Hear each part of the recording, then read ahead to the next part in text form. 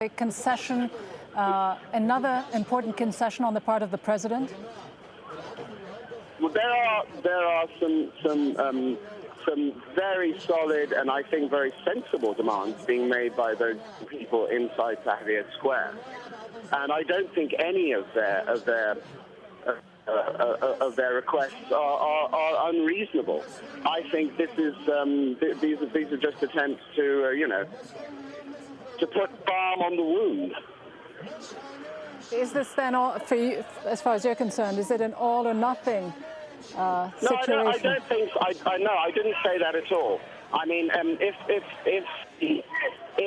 I think the committee that formed that includes the prominent Egyptian businessman Naguib Sawiris and various other intellectuals went to visit the president, and the word on the street is they came up with a very structured plan to move on from what we're in right now, and apparently his refusal was blunt. I think the plan was to stay on for some time as honorary president with amnesty from prosecution.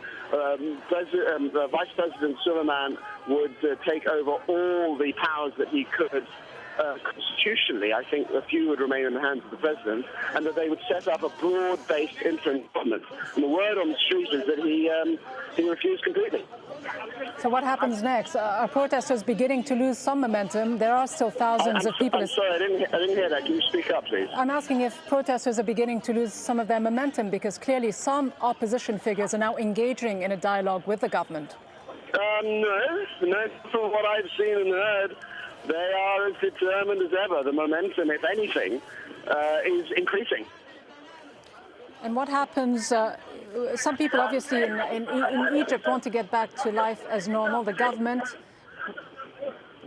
which has seemed in disarray, is now attempting to regain some control of the situation, telling the population that banks will reopen and that people can get back to their jobs. This has already cost the economy upwards of $300 million a day. Yes. At what point will protesters decide that enough has been done at this point? When they feel reassured that neither will be run as a one-party state, or that Egypt will continue as a military-style dictatorship in any way, shape or form. I've spoken to a lot of people here.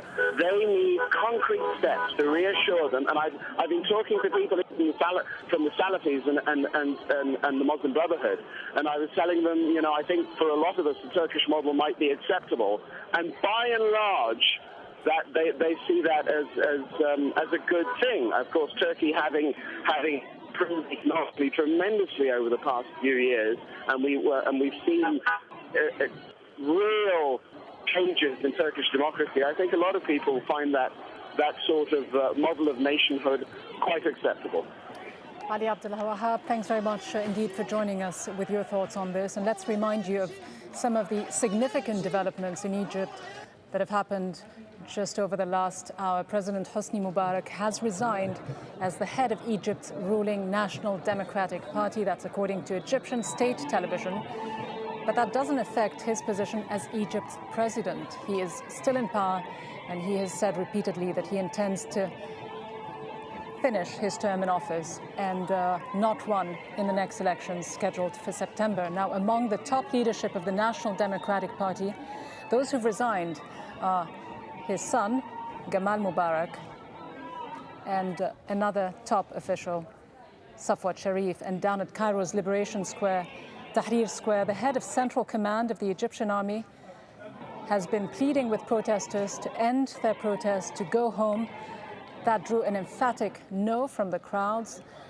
He had to stop speaking from atop a podium as the chants were getting louder and louder of President Mubarak must go. They say they won't leave until he does.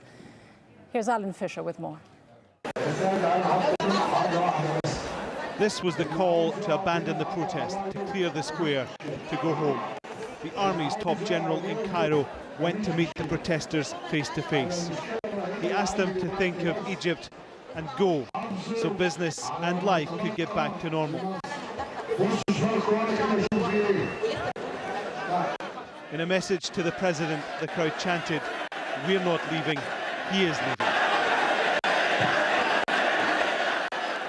The government has tried to get things back on track throughout Saturday. It started with the president meeting senior members of his cabinet and talking about the economy. And then the Prime Minister told State TV that slowly it was business as usual. I mean, for every day that goes, stability returns and we are more hopeful. We no longer see the events happening like last Friday, and security forces are gradually returning. Today you don't hear about more clashes, which shows that generally things are getting better. The opposition itself is very divided. But this doesn't mean that we won't talk to all parties. In the end, the main thrust of their demands is the same. But from the US Secretary of State, a warning. Egypt and the Middle East is facing a perfect storm of circumstances. And so, changes have to follow. The status quo is simply not sustainable. So for all our friends, for all the friends in the region, including governments and people, the challenge is to help our partners take systematic steps to usher in a better future. Night has come to Liberation Square, and with it inevitably a rise in tension, a worry of what the darkness may hide and may bring. It's clear the government wants the protesters to move. What is equally clear, they have no intention of going anywhere. Alan Fisher, Al Jazeera. Omar Ashur is a lecturer in the politics of the modern Arab world at the University of Exeter. He joins us now live from London.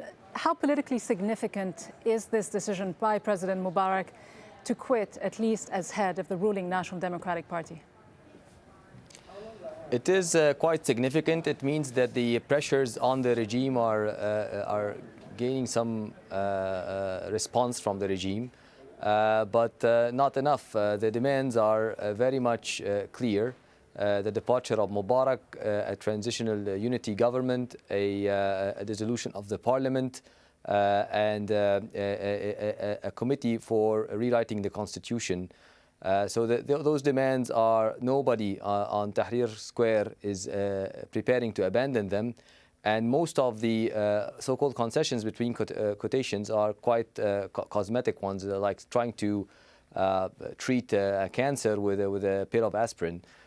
So this is not acceptable for the overwhelming majority of Egyptians on the street. Does it suggest, though, that the NDP will no longer be the force it has always been up until now? I think after this crisis, a lot of things will change in Egypt. I think the NDP is quite undermined now. There are jokes on the streets that it is a burned party because many of its centers were burned during this uprising. And it burned itself basically by corruption, associating itself with repression, and so on and so forth. So the attempt is to scapegoat as many persons as possible from the NDP. We saw Safwat al-Sharif gone, Jamal Mubarak gone. We saw some of the people in the Interior Ministry arrested, deputy ministers. Habib al-Adli his assets were frozen, the former Interior Minister. So a strategy more or less of scapegoating in response to protesters on the ground, as well as international pressures. We just heard Hillary Clinton pretty much saying the status quo is unsustainable, meaning, if you translated, Mubarak probably has to go. And Gamal Mubarak no longer holding a key position within the ruling Democratic Party. How important is it still, though, for the street, for the Egyptian protesters to hear directly from Gamal Mubarak that he has no intention to run in the forthcoming September elections, though if they are free and fair and credible, many would assume that his chances of doing very well would be very slim given the turn of events? No, Jamal Mubarak is a negligible person. I mean, his only power comes from his father, Mubarak, and that's the Egyptian people showed a high-level political maturity when they just went to the core of the problem. It is Hosni Mubarak. It's not Jamal Mubarak. It's not Safwat al-Sharif. It's not Habib al-Adli. All those, more or less, are servants to the regime.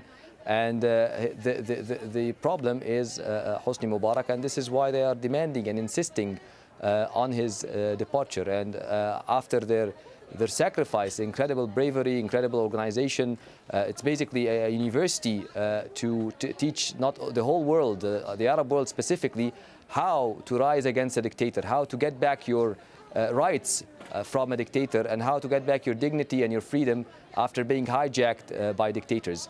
The bravery, the resilience, the determination, the organization and the political maturity is just incredible, comparable to any other revolution. I studied multiple revolutions and multiple civil resistance campaign, and what's going now in Tahrir Square is basically incredible. It is the most important university, I think,